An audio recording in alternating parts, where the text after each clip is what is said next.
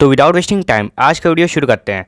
तो आज मार्केट में एकदम त्रासदी का माहौल था, हर तरफ गिरावट देखने मिली है। तो जिनके पास अभी भी एक्स्ट्रा सरप्लस पैसा पड़ा हुआ है उनके लिए ये गिरावट एक मौका हो सकती है। तो इसीलिए आज हम इस वीडियो में 3 ऐसी शानदार कंपनीज के ऊपर बात करने वाले हैं जिनमें आज की गिरावट के बाद एक अच्छा मौका बनता दिख रहा है। तो शुरू करते हैं अपनी फर्स्ट कंपनी के साथ में। तो फर्स्ट कंपनी का नाम है वरुण बेवरेजेस। आज इस स्टॉक में ऑलमोस्ट 7% के आसपास की गिरावट देखने मिली है। तो अगर हम इस कंपनी के बिजनेस को अच्छे समझते हैं तो ये गिरावट हमारे लिए अपॉर्चुनिटी हो सकती है। तो इसीलिए कंपनी के बिजनेस को समझने का प्रयास करते हैं। तो देखिए, ये कंपनी इंडिया में पेप्सिको कंपनी की मास्टर फ्रेंचाइजी होल्ड करती है। मतलब कि ये कंपनी कोल्ड ड्रिंक्स बनाती है इंडिया में, जैसे कि आपका पेप्सी हो गई, माउंटेन ड्यू हो गई और वगैरह वगैरह। एंड देखिए, इस कंपनी का बिजनेस ही इस कंपनी की फर्स्ट स्ट्रेंथ है, क्योंकि देखिए इंडिया में कोल्ड ड्रिंक की डिमांड कभी भी खत्म नहीं होगी। अब ऐसा क्यों?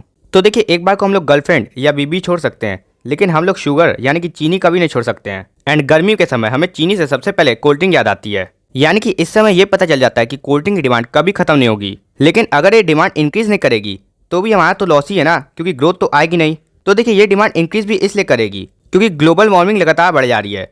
यानी कि हर साल गर्मी बढ़ने की वजह से हम लोग ज़्यादा तिल मिलाएंगे, एंड ज़्यादा तिल मिलाएंगे तो हम लोग कोल्ड ड्रिंक ज़्यादा पिएंगे, एंड उससे सबसे ज़्यादा फायदा वरुण बेवरेजेस को पहुंचेगा। अब अगर हम इस बिजनेस के नेक्स्ट पॉइंट को देखने जाएं तो ये कंपनी का नेक्स्ट पॉइंट है कि ये कंपनी स्लो चेंजिंग इंडस्ट्री से बिलोंग करती है। मतलब कि अगर ये कंपनी ज़्यादा इनोवेशन नहीं भी करेगी तब भी ये कंपनी मार्केट में टिक सकती है। एंड ऐसी इंडस्ट्रीज में इन्वेस्ट करने पर हमें लॉन्ग टर्म में अच्छा फायदा मिलता है। इस कंपनी का तीसरा बड़ा पॉजिटिव है कि ये कंपनी एक ग्रोथ कंपनी है। अगर आप बाकी FMCG कंपनीज की ग्रोथ देखने जाएंगे तो वो सिंगल डिजिट में रहती है। वहीं अगर आप इस कंपनी के पिछले 5 साल की सेल्स एंड प्रॉफिट को देखने जाएंगे तो वो ऑलमोस्ट 18 एंड 72% CAGR की है, जो लॉन्ग टर्म में काफ़ी बेहतरीन ग्रोथ मानी जाएगी।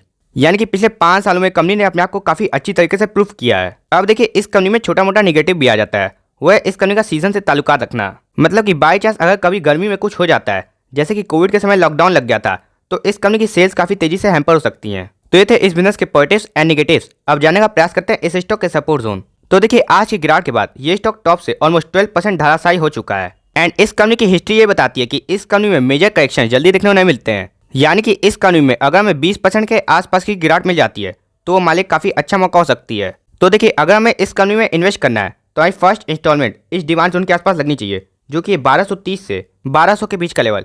क्योंकि आप यहाँ पे देखने का प्रयास कीजिए कि पहले इसी लेवल से इस स्टॉक में 2 बार रेजिस्टेंस देखने को मिला था। यानी कि अब यही लेवल इस स्टॉक के लिए डिमांड जोन बनेगा। तो अगर हम इस कंपनी में इन्वेस्टमेंट करने के इच्छुक हैं तो हमारी फर्स्ट इंस्टॉलमेंट यहाँ पे लग जानी चाहिए। लेकिन यहाँ पे हमारी इन्वेस्टमेंट काफी कम रहनी चाहिए, क्योंकि टॉप से अच्छा ऐसा डिस्काउंट नहीं है। यहाँ पे इन्वेस्ट करने के बाद हमें थोड़ा वेट करना चाहिए कि अगर ये स्टॉक इस डिमांड जोन के आसपास मिल जाए, जो कि सिंपली है 1050 से 1080 के बीच का लेवल, तब हम अपनी सेकंड इंस्टॉलमेंट लगाने के बारे में विचार कर सकते हैं। तो चलिए अब बढ़ते हैं अपनी दूसरी कंपनी की ओर। तो सेकंड कंपनी का नाम है दीपक नाइट्राइट। इस स्टॉक में भी आज 6% के आसपास की गिरावट देखने मिली है। तो हमें इस गिरावट का फायदा उठाना चाहिए कि नहीं, इसके लिए कंपनी का बिजनेस समझने का प्रयास करते हैं। तो देखिए, ये कंपनी बेसिकली कई तरह के केमिकल्स की मैन्युफैक्चरिंग करती है। एंड इस कंपनी का सबसे पहला पॉजिटिव है कि ये कंपनी अपने सेगमेंट में मार्केट लीडर कंपनी है, क्योंकि इस कंपनी के पास फिनॉल एंड एसीटोन का इंडिया में ऑलमोस्ट 65% के आसपास का मार्केट शेयर है, जो काफी बड़ी बात हो जाती है। इस कंपनी का नेक्स्ट पॉजिटिव है कि कंपनी एक ग्रोथ कंपनी है, क्योंकि अगर आप इस कंपनी के पिछले 5 साल की सेल्स एंड प्रॉफिट को देखने आएंगे तो वो ऑलमोस्ट 38 एंड 87% CAGR की है, जो लॉन्ग टर्म में काफी बेहतरीन ग्रोथ मानी जाएगी।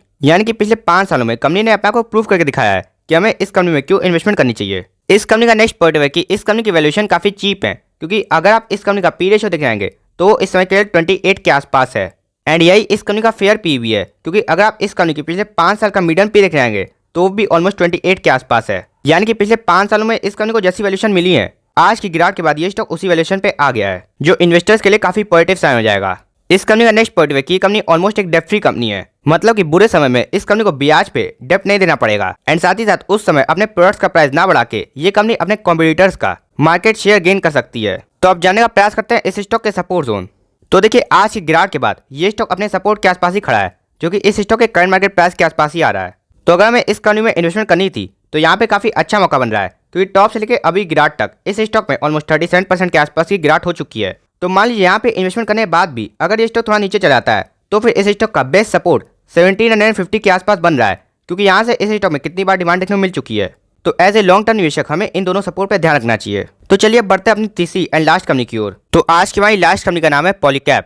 इस स्टॉक में भी आज 4% के आसपास की गिरावट देखने को मिली है। तो हमें इस गिरावट का फायदा उठाना है कि नहीं, इसके लिए कंपनी का बिजनेस समझने का प्रयास करते हैं। तो देखिए, इस कंपनी का बेसिकली 2 तरह का बिजनेस है, एक वायर्स एंड केबल्स का, जिसमें कंपनी इंडिया में मार्केट लीडर कंपनी है, एंड एक फास्ट मूविंग इलेक्ट्रिकल गुड्स का बिजनेस, जिसमें company basically fans, lights and home appliances बनाती है। एंड FMCG बिजनेस में कंपनी के पिछले 5 साल में 50% CAGR की ग्रोथ आ रही है, जो लॉन्ग टर्म में काफी बेहतरीन ग्रोथ मानी जाएगी। एंड देखिए इस कंपनी का बिजनेस ही इस कंपनी की फर्स्ट स्ट्रेंथ है। अब वो कैसे? तो देखिए इस समय भारत में डिजिटल एंड इंफ्रास्ट्रक्चर बूम चल रहा है एंड इन दोनों में सबसे ज्यादा वायर्स एंड केबल्स इस्तेमाल किए जाते हैं। एंड क्योंकि वायर्स एंड केबल्स में पॉलीकैब मार्केट लीडर कंपनी है, तो सबसे ज्यादा वायर्स एंड केबल्स की डिमांड इसी कंपनी के पास आएगी। एंड देखिए इस कंपनी का FMEG बिजनेस भी इसलिए ग्रो करेगा क्योंकि हमारी यानी कि भारतीयों की स्पेंडिंग इस समय बढ़ जा रही है। हम पहले इलेक्ट्रॉनिक सामान लेने जाते थे तो हम सस्ते चक्कर में पड़े रहते थे, लेकिन आज का हमें ब्रांड का सामान ज्यादा प्यारा है एंड ब्रांड में पॉलीकैब का ब्रांड रिकॉग्निशन काफी अच्छे से काम आता है।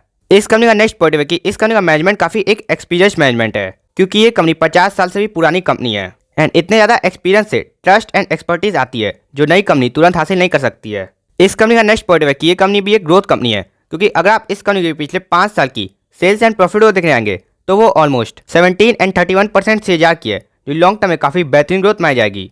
यानी कि इस कंपनी ने भी पिछले 5 सालों में अपने आप को प्रूव करके दिखाया है। इस कंपनी का लास्ट एंड सबसे मेन पॉजिटिव पॉइंट है कि इस कंपनी की वैल्यूएशन एक्सपेंड कर सकती है, क्योंकि अभी इस कंपनी को 30 से 40 के बीच का पी मिलता है, वही FMCG कंपनीज को 50 से 60 के बीच का पी मिलता है। एंड क्योंकि पॉलीकैब का रेवेन्यू FMEG बिजनेस से लगातार बढ़ जा रहा है, तो आने वाले समय में बाजार भी पॉलीकैब को FMEG कंपनी जैसी वैल्यूएशन दे सकता है। यानी कि यहाँ पे हमें ग्रोथ एंड पी एक्सपेंशन दोनों का फायदा मिल सकता है। तो अब जानने का प्रयास करते हैं इस स्टॉक के सपोर्ट जोन। तो देखिए आज की गिरावट के बाद इस स्टॉक में टॉप से ऑलमोस्ट 18% के आसपास की गिरावट हो चुकी है। यानी कि जो 20% के आसपास का क्वेश्चन होता है, ये स्टॉक उसी के आसपास आ गया है। एंड एक और खास बात है कि ये स्टॉक अपने फर्स्ट सपोर्ट के आसपास भी आ गया है, जो कि सिंपली है लेवल 2500 से 2400 के बीच का लेवल, क्योंकि इसी लेवल से इस स्टॉक में पहले भी कई बार डिमांड देखने को मिल चुकी है। तो अगर हमें इस कंपनी में इन्वेस्टमेंट करनी है तो हमारी फर्स्ट इंस्टॉलमेंट इस लेवल के आसपास लग जानी चाहिए। लेकिन यहाँ पे हम इन्वेस्टमेंट की केवल स्टार्टिंग कर सकते हैं, क्योंकि अभी भी टॉप से बहुत बेहतरीन डिस्काउंट अवेलेबल नहीं है। वही बाई चांस अगर ये लेवल भी ब्रेक हो जाता है तब फिर इस स्टॉक का नेक्स्ट सपोर्ट जोन 2150 के आसपास बनेगा, क्योंकि यहाँ से तो इस स्टॉक में कई बार डिमांड देखने को मिल चुकी है। देखिए यहाँ पे डिमांड देखने को मिली है, यहाँ पे, फिर देखिए यहाँ पे। तो अगर हमें स्टार्टिंग करनी है तो हम करंट मार्केट प्राइस से स्टार्टिंग कर सकते हैं, फिर 2050 के आसपास और एवरेजिंग कर सकते हैं। अब एज ए इन्वेस्टर आपका पूरा जानने का हक है कि जिसका वीडियो आप देख रहे हैं वो इन तीनों कंपनीज की रिगार्डिंग क्या कर रहा है। कहीं ऐसा तो नहीं कि हमें खराब माल चिपका के चला जाए। तो देखिए Varun beverages, Polycab and Deepak nitrite तीनों ही कंपनीज हमारे पोर्टफोलियो से बिलोंग करती हैं। तो अब इससे ज़्यादा हम आपको क्या ही बता सकते हैं। तो हम उम्मीद करते हैं आपको वीडियो पसंद आया होगा। तब तक के लिए आप हंसते रहिए एंड मुस्कुराते रहिए एंड इन्वेस्ट करना कभी मत छोड़िएगा। तो मिलते हैं नेक्स्ट वीडियो में, तब तक के लिए दिस इज सिद्धांत साइनिंग ऑफ।